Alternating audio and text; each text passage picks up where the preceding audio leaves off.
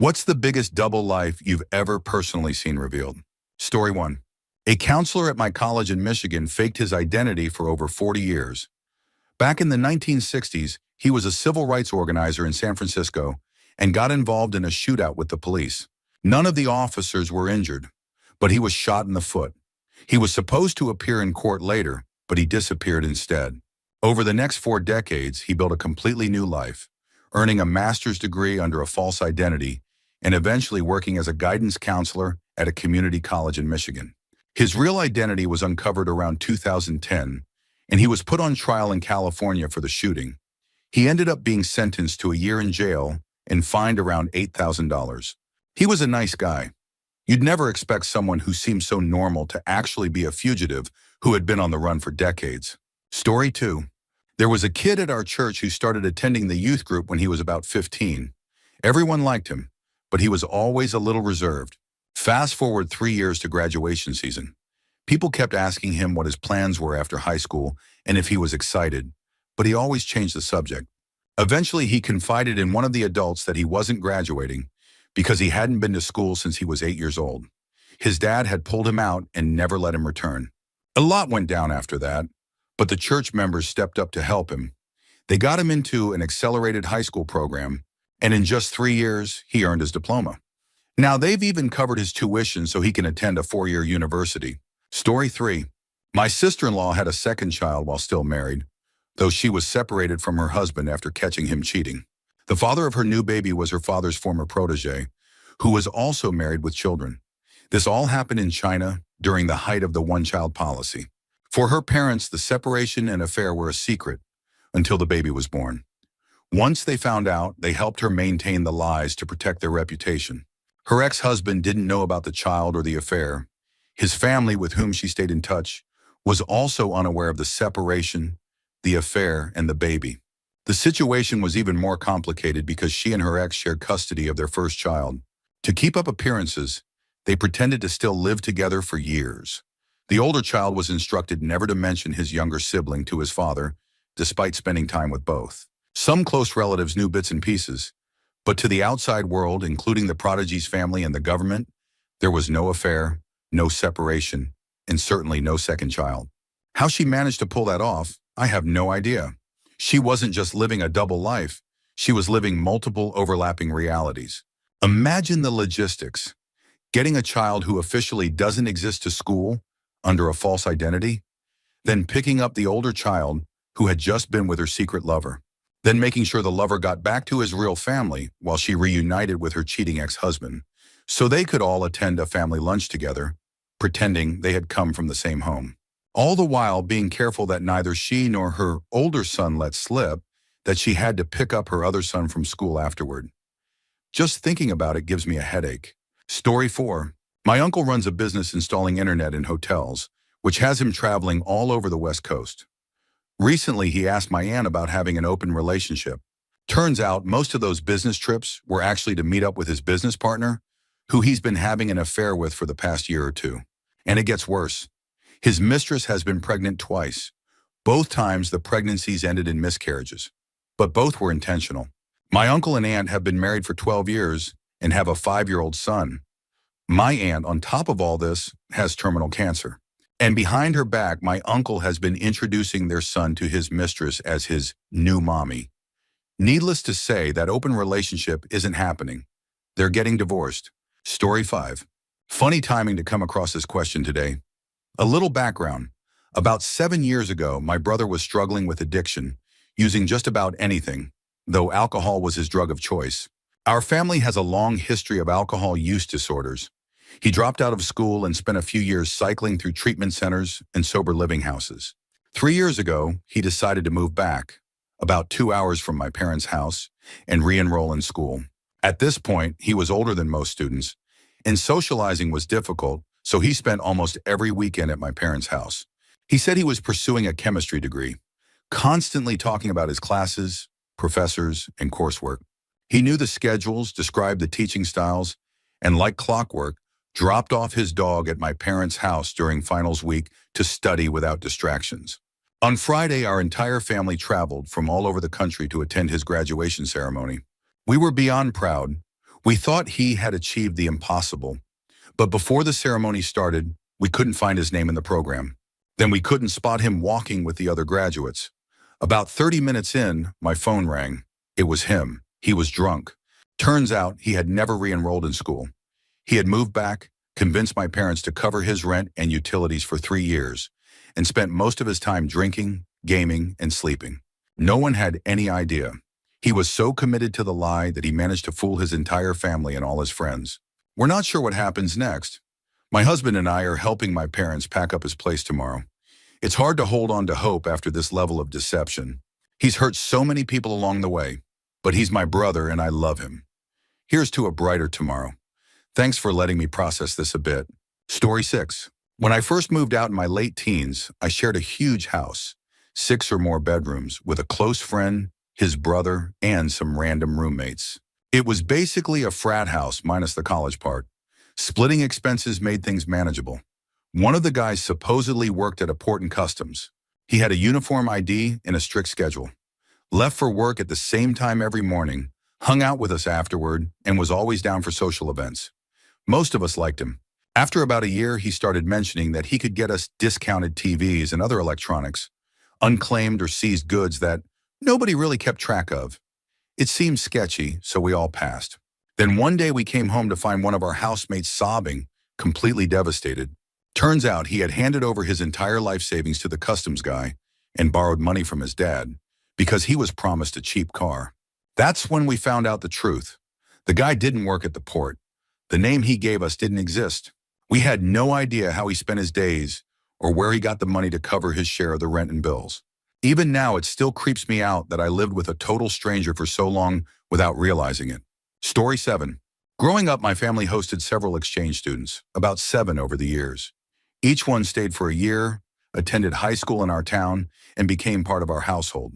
One of them, Irina from Russia, arrived just like the others through the AFS program. To be an AFS student, you had to meet certain requirements. Be 17 to 18 years old, currently attending high school in your home country, and complete a thorough application process. Everything seemed normal when Irina arrived. She enrolled in our small-town high school in Cape Cod, Massachusetts, and settled into life with us. Then around Christmas, she told us she had to go back to Russia because her mother was extremely sick. Going home during an exchange year was highly unusual, almost unheard of. But it was an emergency, so fine. She'd leave for Christmas break and be back in January. Except she never came back. AFS couldn't locate her. We had no way of knowing if she made it to Russia, if she was safe, or if something had happened to her. As her host family, we were devastated. We had welcomed her as one of our own, and suddenly she was just gone. Months passed. Then one day my mom was driving through town when she saw Irina. She wasn't alone. She was with a woman who looked like her mother and a few kids. Turns out Irina had already graduated high school in Russia. She wasn't a teenager. She was 25 years old with children. She had faked her identity to pose as an exchange student, using the program to case the area before bringing the rest of her family over. Story 8. I once worked with a guy who was known for his stories. No matter how loosely something related to his life, he'd turn it into an anecdote, something he'd seen, done, or been part of. At first, they were interesting.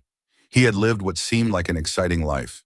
Born in America, moved to Australia in his early 20s, worked in fascinating places.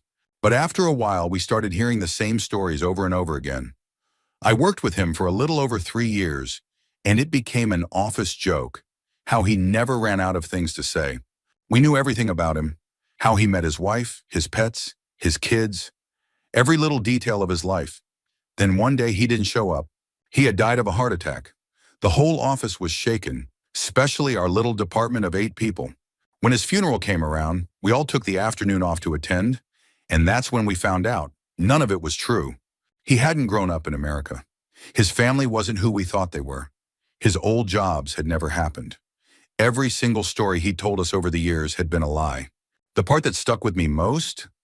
At one point, our boss needed someone to fly to China to check on a factory. When the usual people weren't available, this guy was chosen. It seemed like an obvious choice.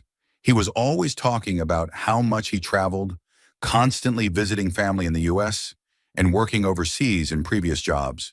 Now, we think that might have been his first time ever leaving the country. Story 9. A couple of years ago, my grandmother passed away. While going through her house, my family found a box with my grandfather's name on it, written in his handwriting. My grandfather had died before I was born. The box was taped shut, and judging by the dust on it, it had never been opened. Inside, we found old newspaper clippings and other documents. Turns out that in the early 1900s, my grandfather had taken a road trip with some friends to see the ocean. During their trip, their car was stolen. With no way to get home right away, they decided to stay for a while, work a little, enjoy themselves, and make the most of it. During that time, my grandfather met a Mexican woman. Within a month, he married her. Among the documents, we found a newspaper article about the car theft, another about the marriage, and even a marriage certificate.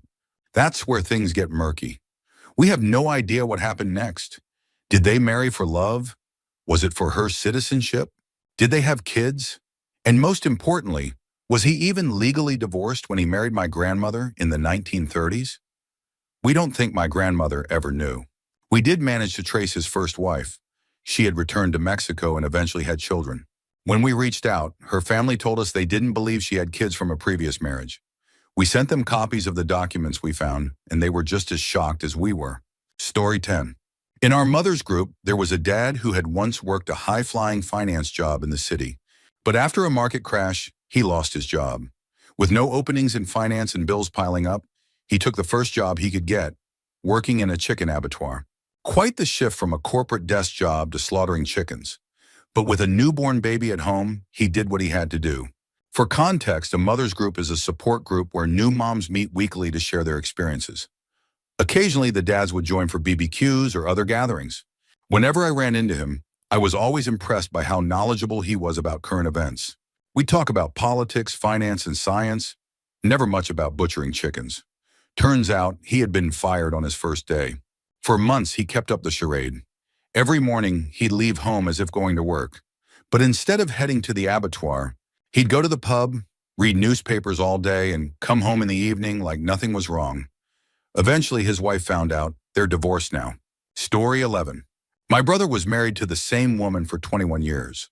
Around year 19, it became clear that my sister-in-law was unhappy and planning to move on, until my brother was diagnosed with cancer. She stayed, unwilling to leave him while he was going through chemotherapy and surgeries. But it was obvious that a separation was inevitable.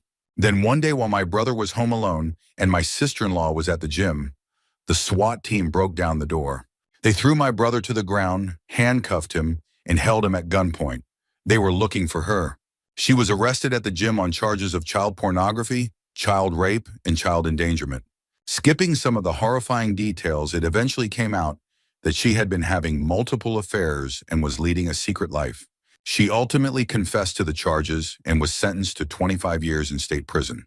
As if that wasn't enough, investigators found disturbing photos on her personal computer, evidence that she had also been abusing the family dog. For years, she had been the daughter-in-law my mother had always dreamed of. None of us had any idea she had been living this secret life for 2 years before she was caught. Story 12. I served in the Navy from 1985 to 2005. While in my first squadron, 1985 to 1989, we were away from home a lot, either on short detachments lasting a few weeks or full 6-month deployments. During one stretch when we were home for a while, I was assigned watch duty in the squadron's duty office after hours. My job, along with another guy, was simple: answer the phone, keep an eye on the hangar bay, and hold down the fort. Not long after our shift started, we got a phone call from the wife of one of the guys in our squadron.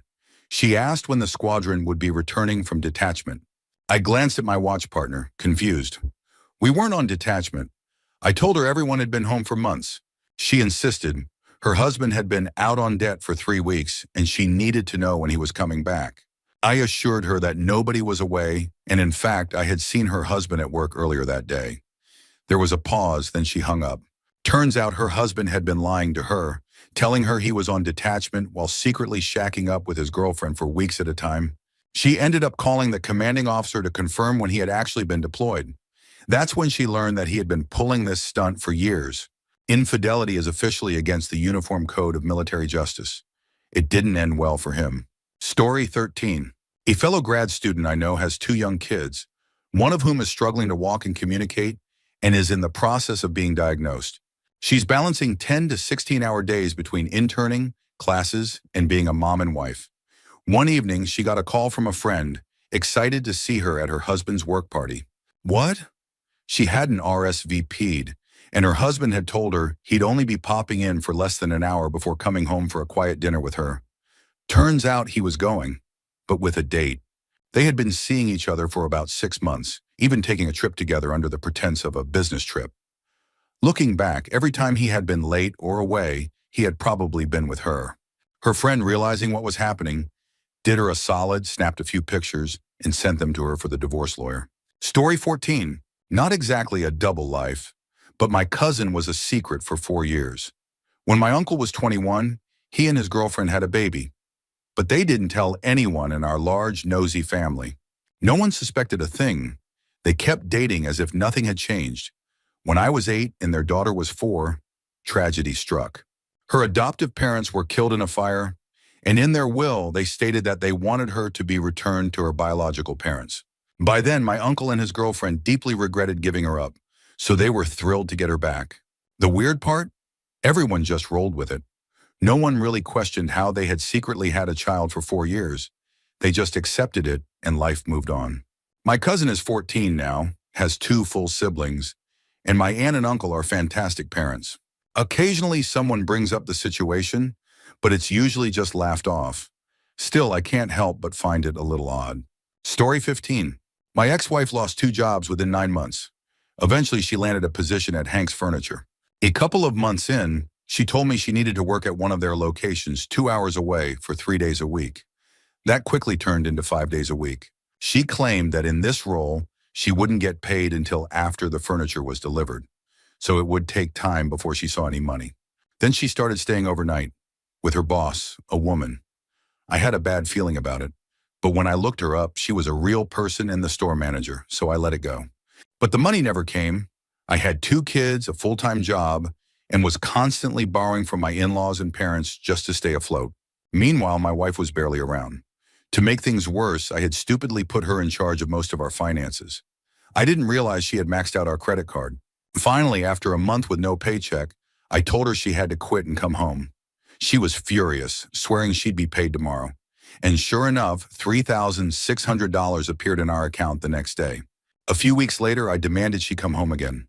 This time she did, but she wasn't happy about it. She even took our daughter with her on a trip to the store to pick up something she left behind. She took a photo of herself and our 5-year-old at the Hank's store, as if to prove she'd been there. Later, she returned one more time to pick up her paycheck, depositing $2,450. Then one day, I happened to check our bank transactions and saw an expensive lunch charge at Houlihan's, over $50. It rubbed me the wrong way. So I called the store where she had supposedly been working. When I got the manager on the line, I asked, "Hi, this is X, husband of X. Did you have lunch with her on Monday?" The response, "Who?" "X, she worked for you and stayed with you for the last few months." "I don't know that person. She never worked for me or stayed with me." A pit formed in my stomach. My head was spinning. I had to know for sure. I went to the Hank's Furniture in my town. They told me she had been fired months ago. There was never a transfer to another location. Panic set in. I got a lawyer and filed for divorce. That's when I discovered the truth. The 2 paychecks, they were payday loans from those same-day, high-interest loan places. And where had she really been? Staying with her ex-boyfriend from high school, presumably for S and drugs. She had gone to extreme lengths to keep her habits going while making a fool out of me. When she was served the divorce papers, she trashed my house in a rage. The silver lining? She didn't show up for the hearing. I got full custody of our kids. For a year, I allowed visitation at my discretion, but she rarely showed up. Eventually, she took me to court to demand scheduled visitation, only to miss that court date too. Cost me $1,000 for nothing. Years later, I remarried the love of my life. We decided to have my wife adopt my older 2 kids. I presented a 58-slide document of evidence proving my ex never paid child support and had been consistently absent. We won, the judge laid into her, saying all the things I had wanted to say for years. Closure is a beautiful thing, and now my kids don't have to suffer from the constant disappointment of a mother who never shows up. Story 16. A guy I used to work with lived in a small country town with his wife and 3 kids. When he was fired from his job, where I worked, the only position he could find at his level was in the big city, 2 hours away. So he would work in the city from Monday to Friday and return home to his wife and kids on the weekends. This routine went on for years. About 5 years into the arrangement, it came to light that he wasn't actually living in the small, rundown city apartment he had claimed. He was living with his girlfriend and their 2 kids. That meant he had a wife and 3 kids, plus a girlfriend with 2 kids, all biologically his. Apparently, the girlfriend knew about the wife, but the wife had no idea about the girlfriend. His 3 kids from his marriage had 2 younger half-siblings they didn't even know existed. Of course, everything exploded spectacularly when the truth came out. His wife kicked him out, and he moved in with his girlfriend. But 6 months later, she got tired of him too and kicked him to the curb. Now he pays child support for 5 kids to 2 different women and actually lives in that small, crappy apartment he once pretended to have. Story 17. I'm not sure if this counts as living a double life exactly, but my mom was a total sociopath. She managed to present herself as this free-spirited hippie, I'd do anything for my kids type of mother, until I was about 23. That's when I found out she had been stealing my identity and forging my checks. Not long after, my sister and I realized that our dad, who had recently divorced her, wasn't lying when he said she had run up insane credit card debt, cashed out his retirement account, and filed false tax returns to cover it up. And oh yeah, the 19-year-old boys she let stay at our house because they had supposedly fallen out with their parents, turns out they were drug dealers. And to top it off, she was sleeping with them. So not exactly a double life, more like a staggering amount of lies and manipulation. She did a lot more insane stuff, but it would take way too long to explain. I cut her out of my life a decade ago. It was rough for a while, but now everything's good. Story 18. When my dad married my stepmom, my biological mother had passed away young from cancer. She seemed warm and genuinely proud to add me and my 2 siblings to her family, which included her 2 sons. For a while, everything seemed great. She was enthusiastic about making a home out of the fixer-upper house she and Dad had bought in a nice neighborhood. They had an active social life, a membership at the yacht club, apparently Dad's 20-foot sailboat qualified, and even knew the mayor, his wife, and a few local celebrities. Her only quirk seemed to be her ever-changing, self-employed careers. Every month she would shift between being a clothing designer, painter, decorator, importer, anything that caught her fancy. She had no qualifications, yet she somehow managed to secure contracts to renovate apartment lobbies or repaint large car dealerships. Then things started going downhill between her and my dad. She was impatient to climb the social and financial ladder, while my dad was careful and responsible with his money. Their arguments became louder and more frequent, until one tragic night, after a massive fight, she died in what was ruled an accident, a long story I've told elsewhere. But what was uncovered after her death was absolutely shocking. For years, she had maintained a downtown apartment where she hosted daytime liaisons with men, likely ones she believed could provide what Dad wouldn't: money. The apartment had a king-size bed with a mirrored ceiling and other features that no one would describe to me. One of her long-term affairs had been with Dad's employer, a wealthy married man whose wife we had considered to be one of my stepmom's best friends. Suddenly, the origins of her many business contracts became clear: her network of male clients. The exorbitant fees she charged for repainting and redecorating buildings had nothing to do with her skills. Thousands of dollars worth of high-end furniture mysteriously disappeared from one of her projects in a single night because, apparently, she hadn't bothered to secure it. To our neighbors and casual acquaintances, however, she remained nothing more than a devoted mother and homemaker who had died in a tragic accident. Story 19. She's long dead and buried, but I've wanted to tell this story for years. A few years ago, I started a business with a woman I considered a friend. As we traveled together, spending a lot of time in close quarters, she began to open up, sharing her past bit by bit. I don't think I've ever been more stunned by someone's life story. She was Canadian and had taken a job as a bank teller after college. Bored with her life and wanting to move to the U.S., she embezzled money from the bank and fled the country, changing her name. She built a new life, made friends, and settled in her chosen area. She embraced a wild lifestyle of partying, drugs, and drinking. During a rock concert campout, in a moment of reckless abandon, she shaved her head. This was in the mid-'80s when shaved heads on women were rare and attention-grabbing. Shortly after, she met a man who asked about her bald head. Without missing a beat, she told him she was undergoing cancer treatment. He took her at her word and, rather than questioning it, asked her out. Their relationship got serious. He became deeply supportive, even accompanying her to cancer support groups and doctor's appointments. Appointments she managed to manipulate so he never found out the truth. She met his family who adored her, believing she was a sweet, innocent woman overcoming a devastating illness. What they didn't know was that she was still secretly involved in drugs, running in dangerous circles. But then her church-going boyfriend proposed. She saw it as an opportunity to escape the chaos and said yes. Before the wedding, though, she needed to go to a cancer treatment center, which was actually a drug rehab facility where she attempted to clean up her act for good. They got married. For 20 years, she lived as a loving wife and mother, raising their daughter. Her husband and his family remained completely unaware that she had never had cancer, was not raised in Utah as she claimed, and was actually an illegal immigrant who had fled Canada after committing a felony. I never learned how she eventually relapsed into drugs, how the authorities found her, or how everything unraveled. But by the time she told me her story, it had been about 10 years since she was caught.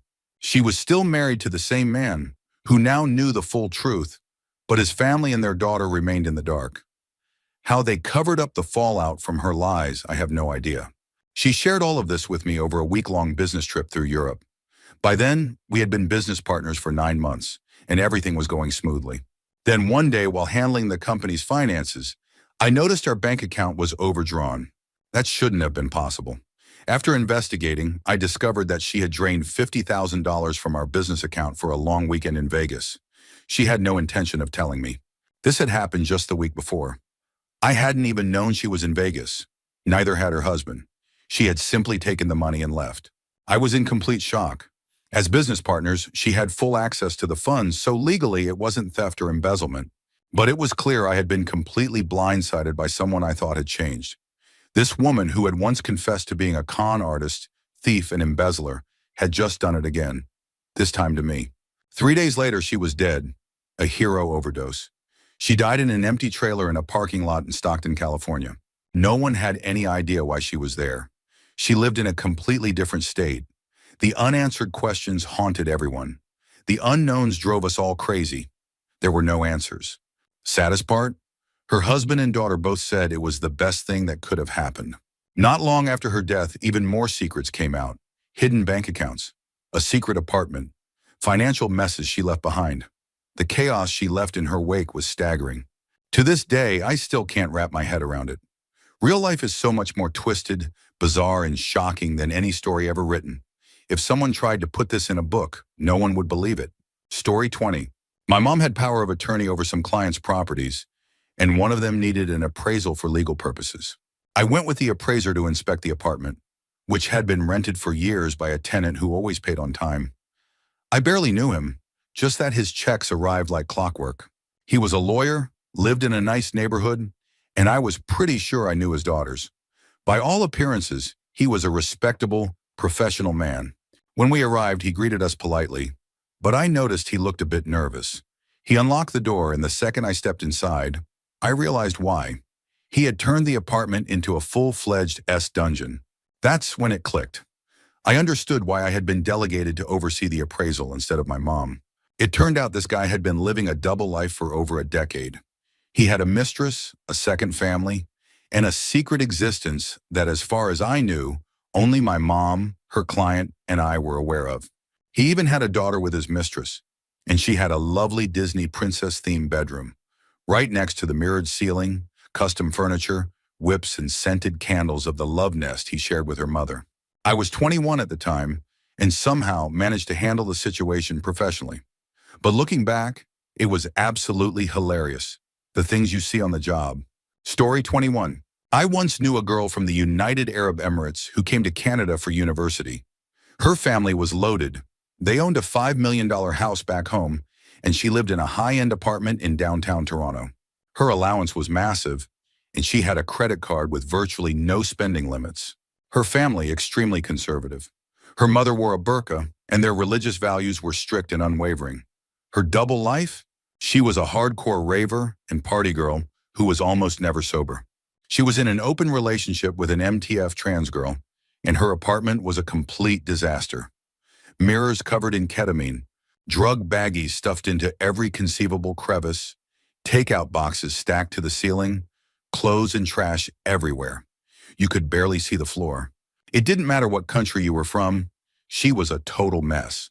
The thing was, her parents had no clue. If they knew even 1/10,000th of what was going on, she would have been in deep trouble. I'll never forget seeing her before one of her parents' visits. She was sitting there completely distraught, rocking back and forth, ketamine all over her face, muttering, "Gotta call Mary Maids, gotta call Mary Maids." Mary Maids was a professional cleaning service specializing in scrubbing down party houses. The day before her parents arrived, you could eat off the floors. The entire place was spotless. Clothes were ninja folded, all her crazy raver gear had been stashed at her girlfriend's place, and the fridge was stocked with fresh, healthy food. She herself was sober, bright-eyed, and looking like the picture-perfect daughter. It was like nothing had ever happened. Story 22. I was an intern at a large engineering firm during my senior year of college. I was an electrical engineering student and spent half my time at the firm working as an EE and the other half in an IT support role. The head of IT was very forward with me and the other young men in the office. It was easy for me to avoid her attention because my girlfriend would have lunch with me at work regularly, which helped maintain a professional distance. One of the other guys wasn't so lucky. He went out drinking with a group of office friends and she showed up. They hooked up, a bad idea in principle, but none of us could have guessed just how bad it would be. About a week later, he found flyers posted all around his neighborhood and at our office building, claiming he was a predator, a rapist, and worse. The flyers had enough detail for him to know they came from her. He immediately reported it to the general manager, explaining everything. This triggered an automatic investigation, and both of them were placed on leave. The firm hired a private investigator, and within a week, some shocking truths came to light. The IT manager wasn't who she claimed to be. Her identity had been stolen from a deceased person. The college she listed on her resume didn't exist. Shame on the firm for not checking before hiring her. She had chemically removed her fingerprints, likely using acid, and refused to provide a DNA sample. Obviously, the company fired her and alerted the police. She vanished. The address on file claimed they had never seen her, and no one knew where her mail was going. The strange thing was that she was incredibly smart and highly skilled across multiple systems. Maybe she had learned everything from experience, but I had no reason to doubt her education or credentials at the time. Looking back, I'm just grateful I never got caught up in her web. This happened 20 years ago, and it left a lasting impact on both my personal and professional life. Story 23. There was a manager at a Jimmy John's where I worked in Cincinnati. He was quiet, kept to himself, and was always on time. He did his job well. I was in school, so I wasn't there all the time, but when we worked together, he was reliable. He was also taking online courses at UC, some kind of business program, I think, but I don't really remember. One day, he didn't show up for work. No one could get a hold of him, and no one really knew where he lived. When his address was checked, no one answered. We were worried, but we figured he just bailed and moved on with our lives. Then one night after closing, we shut down at 3 a.m., a man knocked on the store door, trying to get in. My coworker wasn't interested and tried to ignore him, mouthing, "We're closed." She assumed he was a drunk student and would give up, until he held up his badge for Homeland Security. Turns out our missing manager was a cyber criminal, using the job and his online courses as a cover to steal money from elderly people. Who knew? Story 24. I used to work the front desk in an ER. One day, EMS brought in a man after a car accident. A little while later, a woman came to the desk and said, "My husband is here. He was just in a car accident." I checked with the unit, and they said he could have visitors, so I let her go back. Then I went on with my day.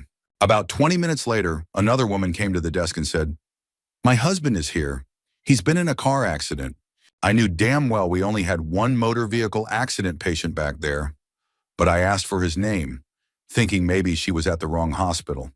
She wasn't. Now, it's not my place to judge other people's lifestyles.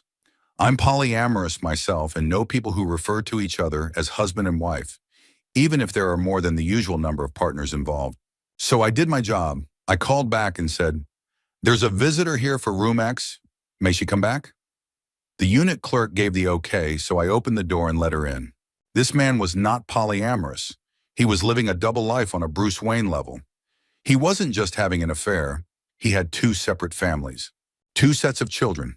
He had convinced both women that he was legally married to them, and neither had any idea the other existed. There was, shall we say, a mild kerfuffle. In the end, the two women joined forces against him, walking out together and planning their respective divorces. It amazed me that his entire life blew up over a minor fender bender that wasn't even his fault. He looked absolutely haunted when he walked out. Story 25. My ex-stepfather was a well-off pilot for a local med-flight helicopter. He had 3 daughters who adored him, and he was always very kind to me and my sister. One of the nicest, most soft-spoken men I had ever met. He practically worshipped the ground my mom walked on. He also had violent blackout rages. After a year of marriage, he gave my mother a concussion and broke her leg in 3 places. I was told she had slipped and fallen. It wasn't until years after they split that I learned the full story. My mom was smart enough to get out while she could, and even smarter for not telling me back then. I was, and still am, significantly larger than he is, and I have a lot less to lose. I've only seen him once since then. He tried to be nice.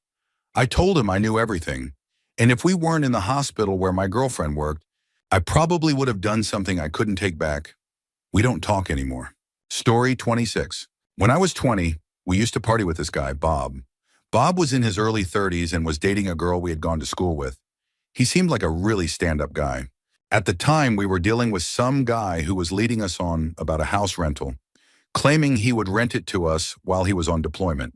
Bob started questioning him about his military background and quickly concluded that the guy wasn't in the military at all. Never had been. Just some tool who liked to spin tall tales. This pissed Bob off because he was in the Army Reserves. When he was in town, he worked as a server. We had all taken him to the bus stop for his weekend duties, and we knew he had done his 2-week training. We were so close to Bob that a few of my friends even rented a house with him. One day, Bob asked to talk to me privately. He explained that his hours at the restaurant had been cut, and he was a little short on rent.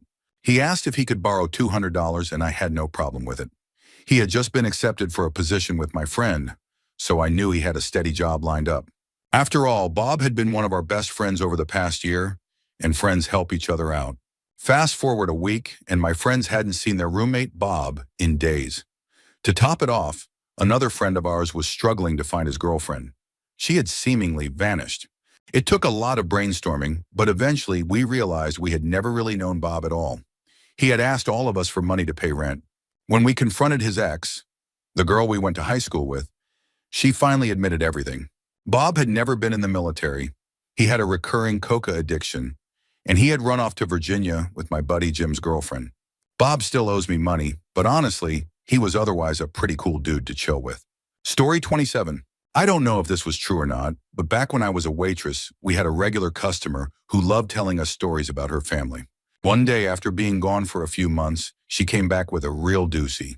Her family was extremely patriotic. Almost everyone had served in the military. Her grandfather had fought in World War II, and all her uncles and cousins had served. Her grandfather passed away first, then years later, her grandmother died. When she and her mother were cleaning out the old house, they found a box in the attic. Inside were several smaller boxes. She opened one and found a telegram inside, the kind that starts with, "We regret to inform you," along with some personal effects, which was strange because obviously her grandfather had survived World War II, but the name on the telegram didn't match his. She opened another box, same thing, and then another. She didn't remember the final count, but apparently her grandmother had lived near a training base during the war and had married somewhere between 6 and 15 young soldiers before they shipped out, men who had subsequently died overseas. She had kept an entire box of telegrams and personal effects in her attic since the 1940s. The last one survived. They had a 60-year marriage and half a dozen kids together. And until that day, none of their children or grandchildren had any clue. Story 28. Might be a bit long and confusing, but worth it.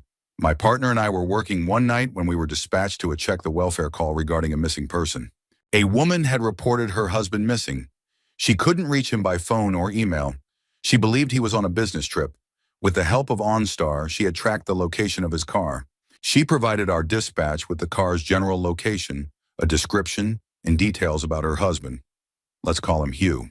We found the car parked in the driveway of a nice home in the rural part of our beat. At around 4 a.m., we knocked on the door. An older man answered, looking groggy. We asked who he was and if he knew who the car in his driveway belonged to. He identified himself as the homeowner and said the car belonged to his new son-in-law, Lord Bottomtooth, who was staying in the back house with his daughter. We asked the man to describe Lord Bottomtooth, and he nailed Hugh's description down to a T, right down to the British accent. But the names didn't match, so we headed to the back house. We knocked, and a surprisingly attractive younger woman answered. We asked for Lord Bottomtooth, and she called for him. When Hugh appeared, my partner addressed him by name, and he responded, before immediately trying to push us out the door. Now my partner doesn't tolerate liars. He loudly informed Hugh Toothy that his wife had reported him missing and his children were very worried.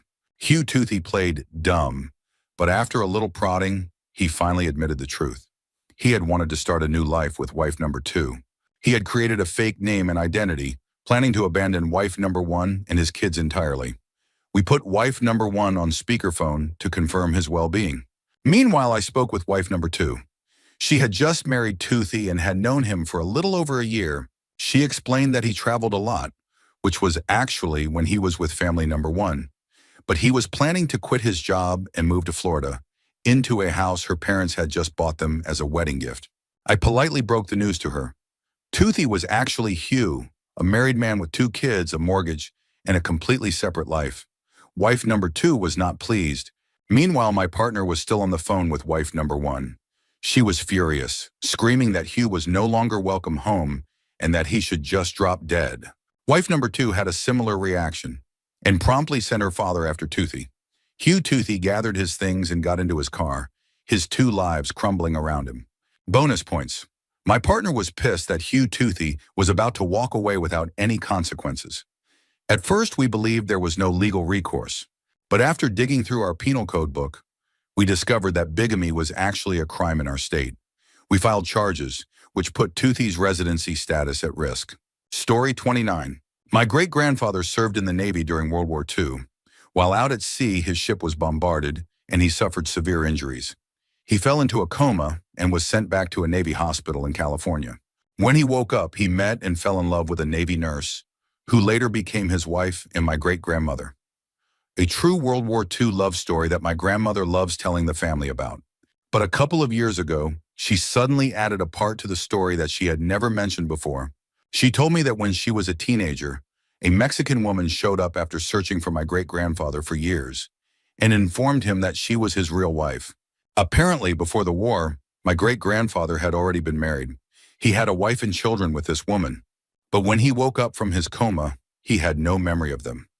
So he stayed with my great-grandmother and started a new family, never looking back. As far as I know, he never had any contact with his first wife or children again. My grandmother only told me this once, and I'm not sure how much of it is true. She does have a habit of stretching the truth. But it's definitely an interesting double life story nonetheless. Story 30. My stepmother has a cottage up north, Canada, and I've been going there with my family since I was 8 or 9 years old. I'm 20 now. Her family had owned this cottage for decades, so they had been good friends with the neighbors for years. The man who currently owns the cottage next door, Jim, is a retired high school teacher. He lives with his second wife, Susan, and they were both in retirement. Jim and Susan were incredibly nice, outgoing, fun, and genuinely great people to be around. Over the years, we became very close, and they felt like my grandparents up there. Jim was a talented guitarist. His 12-string was the best I had ever heard. He would entertain everyone with jokes and music. He also had a stone pizza oven and would invite all the neighbors over for pizza nights, always making sure everyone felt welcome. Fast forward to last summer. Jim and Susan weren't at their cottage like they usually were when my family visited. It seemed odd, but I didn't think much of it. Then my parents told me the truth. Jim had been arrested on multiple charges related to child exploitation. I'll spare the details, but the case was disgusting. He had been released on bail by his ex-wife and lived with her until his hearing, where he was sentenced to just 12 months in prison. I was shocked. I had spent my whole life thinking he was this kind, friendly man. The idea that he had been living a double life, secretly involved in something so horrific, was one of the biggest betrayals I had ever experienced. Story 31. My uncle was the kind of guy who was very westernized, considering he came from an Islamic country. He lived in London and would always take my cousin on holiday with his white best friend. I was jealous. I wished I could go on trips like that with my dad. His friend would stay over often, and he was really into Asian culture, so he was a cool guy. My uncle passed away from cancer in the 90s. Years later, when I got married, I was talking about going abroad, mentioning how my uncle had traveled a lot. Then my wife dropped a bombshell. You know he was gay, right? The white guy was his boyfriend. The only reason they used to take your cousin on those trips was to make it look like a family holiday. I was gobsmacked. Suddenly, everything started making sense. The ages of his kids, the fact that he didn't bring his wife over for 15 years when everyone else had, and even the photos of his friend. Looking back, the guy had been very flamboyant. I've never asked my cousin about it, just in case he doesn't know. It wouldn't be right to tarnish my uncle's memory for a piece of gossip that no longer matters to anyone. Story 32. I can only say so much without ruining someone's life, but I went to high school with a guy, or girl, who just disappeared one day. Rumors spread, dead in jail, murdered. It was an open secret that they were deeply involved in a drug ring. Fast forward a year, and the ring is busted. Lots of people arrested, retaliatory gang violence. People got hurt, or worse. This wasn't just some kids cutting drugs. They were in deep. You may or may not have seen it on the news. Fast forward another 4 years. I'm in a completely different state, far away, and I see this person in a fast food joint, just casually eating inside. I walk up to them and say, "Hey, dudette, you're alive." They go pale or less black or less olive-skinned. Basically, they look like they had just seen a ghost. Then they say, "You absolutely cannot tell anybody you saw me. If word gets out, it'll be a race between the bad guys and the marshals to find me." Turns out they had flipped on the drug ring and entered witness protection. I have never seen someone so terrified in my life. They were legitimately afraid that by simply eating in a public place, they had just signed their own death sentence. Story 33. My ex, we were together for a couple of years and he had to move up north for work. We're in the UK, so it wasn't that far. We saw each other every other weekend. The plan was for him to finish his PhD, and then one of us would move to be with the other. Meanwhile, he was so busy with work and his PhD that we couldn't see each other during the week or even go on holiday. I thought that was perfectly reasonable. I was wrong. Turns out he had another girlfriend in a different northern city. The weekends he wasn't with me, he was with her. I was completely blindsided. The only reason I found out was because one weekend, while I was at his place, she decided to surprise him with a visit. He was out for a run. We started talking. By the time he came home, I told him to go fuck himself and left. She and I kept in touch after that. It turned out he was acting like two different people with us. With me, he was geeky, into media and reading. With her, he was laddish and into sports. I thought we were planning a future together, talking about having kids. Meanwhile, she had children from a previous marriage and he refused to see them. I knew all his friends. She had only met his brother once, because he must have told him that we had broken up. Honestly, it sounded like he was a complete arse to her, but I think he was a little scared of me. He would send me pictures of what he was doing all the time. Apparently, he was telling her to get out of the way so he could take pictures without her in them. She put together all the furniture in his flat, while he texted me the whole time, updating me about it. He came down to London to spend my birthday with me, while he had told her to wait for him at his place for 3 days. When I found all this out, I just thought, what is actually wrong with you? Anyway, long story short, I told everyone in his life. Now he has no friends. Story 34. I hope this doesn't get buried because it was insane and affected a lot of lives. After my mom and dad divorced when I was 8, my mom started dating a guy named Lee from work. It was about a year after the divorce. Just to clarify, this guy was really nice. He treated us well, made time for us whenever we had big events, and over the years he became like a second dad to me. So many memories. I could go into more detail about how important he was to my mom, my brother, and me, but it would just drag on. Then during my senior year of high school, things started to change. They began fighting a lot. It got worse because people kept asking why they weren't married yet, why he had no social media, and why, after 9 years, he still lived an hour away in his own place. He commuted from another town where he was an assistant manager. He assured my mom that nothing was wrong. She had been to his house, gone through his phone, with his permission, and still she had never met his immediate family, even though he had met all of ours. He said things were just a little rough right now, but he was finally ready to look at houses and engagement rings. For a few weeks, things seemed to get better. Then it got crazy. One night, my mom got a call from a coworker who said she needed to talk about Lee. When she called back, the woman dropped the insane news, something that, in hindsight, should have been more obvious. Lee had been living a double life for almost 10 years. He was married, he had 2 kids. One was 5 years old and the other was only a few months old. This guy, who had spent the night with us every other weekend when we weren't staying with our dad, had an entire other family. No clue whose house my mom had visited with him, but it clearly wasn't his. He had spent so much money on us, been emotionally supportive for years, and had completely fooled all of us.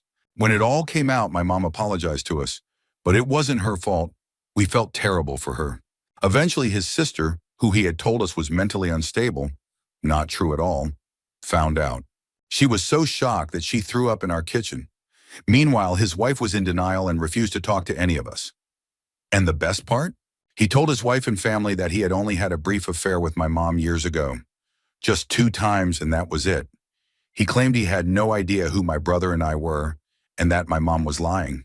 We gave his family pictures for proof and tried to move on with 0 contact. Since then, my mom has only heard from him once and ignored him. But a year later, his wife finally reached out. She wanted to meet because she was finally ready to hear the truth. This whole thing messed with us, but my mom has come a long way, and somehow it all worked out because my mom and dad got back together. After both being in long-term relationships, they found their way back. Still, I will never forgive that man, and I hope that one day I see him while I'm with my own kids, and that it destroys him. Story 35. This one is about me. It's not so much a double life reveal, but the opposite. I was a pretty nerdy teenager who just wanted to chill and play games with my friends from school. I was the only Asian kid in my school, so most of my friends were white guys who were just as nerdy as me. We spent all our time playing games. Then came university. The internet was still in its infancy, and chat rooms were becoming a thing. When I wasn't at lectures, I was online, chatting away. Since I wasn't exactly the most sociable talker, a couple of my housemates were social, though. They dragged me out to clubs every now and then, but honestly, university was pretty boring for me in that sense. However, whenever I went back home for the holidays, I decided to embellish a little. I told everyone I had this insane party life at uni. Drinking, partying, swimming in women. That was my apparent life. I mean, who would ever find out the truth? So, I developed a reputation as a ladies' man. In reality, the only phone numbers I had were my fellow geeks. Years later, I got married. My wife started asking me some strange questions about university, mostly about girls. I told her the truth, that I was a massive geek who spent more time in the library or computer lab than anywhere else. She didn't believe me. Then she hit me with, "What about the girl you got pregnant?" That's when it clicked. Someone had told her about my alleged wild uni days. In the end, I took her to meet an old university friend who immediately confirmed what a huge geek I was, that I was too shy to ever ask a girl out, let alone live the life I had claimed. Story 36. Working for the railroad, moving freight, means taking a train long distances to other cities. A one-way trip is already a 12-hour workday, and when you finish, you stay in a hotel. Since the job is on call, you sometimes sit in these hotels for 24 to 40 hours, just waiting to be assigned to take a freight train back to your home terminal. Then once you're back home, you wait another 24 to 40 hours before doing it all over again. The timing varies, but this is basically how the job works. Well, I worked with a guy who had a wife and kids in his home terminal. Let's call it Town A. He followed the exact routine I described. Back and forth from Town A to his away-from-home terminal, Town B. Then he died unexpectedly. When the state started sorting out his possessions, they ran into a problem. The man had another wife and children in Town B. Every time he went from Town A to Town B, he wasn't staying in a hotel. He was staying in a house he had bought with his Town B family. And when he traveled back to Town A, same thing. His Town A family thought he was just on another shift. Neither family had any idea the other existed until he died, and they started fighting over who got what was left of his estate. Story 37. When I was 18, my parents divorced. The way it started felt almost like a bad joke. My dad was sleeping, and my mom came into the room, saying she was going to the store for cigarettes. She never came back. We had zero indication she was leaving. At first, we thought something had happened. Maybe she got into a wreck. When my dad woke up, I told him she had left for the store. It should have been at most an hour round trip, but I hadn't paid much attention to the time. After a few hours, we got worried. We borrowed my grandmother's van, she lived on the same farm as us, and went looking for her. It was a Saturday, I believe. We tried filing a missing persons report, but they told us to wait 24 hours. So we decided to wait until Monday and check her work. A little background. My parents had been together for 22 years and married for 18. They had both worked at first, but after I finished 8th grade, they decided to homeschool me because they believed the system was setting me up for failure. My dad became a stay-at-home parent while my mom worked. I never saw them fight. My dad was never physically abusive toward her or me. At worst, he would get frustrated about the house being messy or the yard not being mowed, which were my chores. But he never yelled in a way that felt abusive. He'd just vent his frustrations. I wasn't under the illusion that their relationship was perfect, but I had no indication it was falling apart. Neither did my dad. On Monday, we drove our old van to my mom's work. We found her there, and my dad confronted her. That's when she told him she had decided to leave him. He was floored, shocked, hurt, angry, a flurry of emotions. He told her we had no food in the house. True. No money, also true. And begged her to at least leave something to get us through. On the way home, our van broke down. My dad managed to rig it enough to get back, but it was barely holding together. So now it was just my dad and me. No food, no money, except for $18 we scraped together from around the house and whatever pocket change my mom had handed him. No vehicle. Somehow we stretched that money for 2 weeks. Thankfully, my grandmother, my dad's mother, intervened and helped him get a truck so he could look for a job. He found one quickly and was able to provide for us again. In those first 2 weeks, my mom only stopped by the house once when my dad wasn't home. She mostly collected clothes and left. I talked to her briefly and asked why she was doing this. She told me she couldn't take living with him anymore, that she felt scared to be around him. To this day, I don't understand why. I never saw my dad do anything that would make her afraid of him. She said she had a place to stay and that I could move in with her. But I wasn't going to abandon everything I knew for a reason I couldn't even comprehend. So I stayed with my dad. I watched him go through the entire grief process. Hours of pacing, staring out the front door, lost in his thoughts. It went from shock to hurt to self-reflection. What did I do? And finally to anger and bitterness over how she handled it. They never saw each other again. The divorce was handled entirely through the mail, without contest. My dad actually initiated it. Then we found out why she left. My mom was terrible with money. I knew she was in debt, but as a teenager, I had no real awareness of our financial situation. We lived in a trailer on my grandmother's farm. Because of this, our monthly expenses were low. No rent, just utilities, insurance, internet, and a phone bill. Our total monthly costs were under $500, and yet we had no food in the house. She was always late on bills. Our electricity and internet were cut off multiple times because of non-payment. I lived off peanut butter sandwiches for weeks. I was 18 when she left, 5'10", and only 120 pounds. 10 years later, I weigh closer to 190, and I'm not fat. My mom worked at factories, earning between $14 and $17 an hour. In the late 90s and early 2000s, that went a lot further than it does today. When she left, my dad discovered an entire trunk of unpaid bills and credit collection notices in one of our broken-down cars. She hadn't even been paying auto insurance on our vehicles.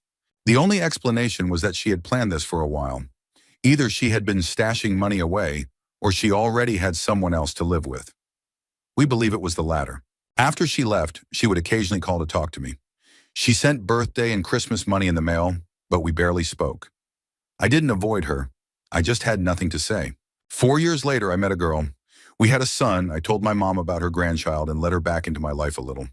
I wanted my child to know his grandparents, so I let her visit. That's when I found out she had remarried. She married a man she had worked with. Most likely the same man who gave her a place to stay when she left us. I've been to their house a few times. Her new husband is nice enough, but I can't form any real connection with him. We never talk about my dad.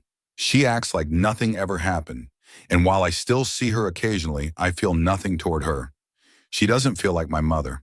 But honestly, that disconnect didn't start when she left. It gradually happened throughout my teenage years.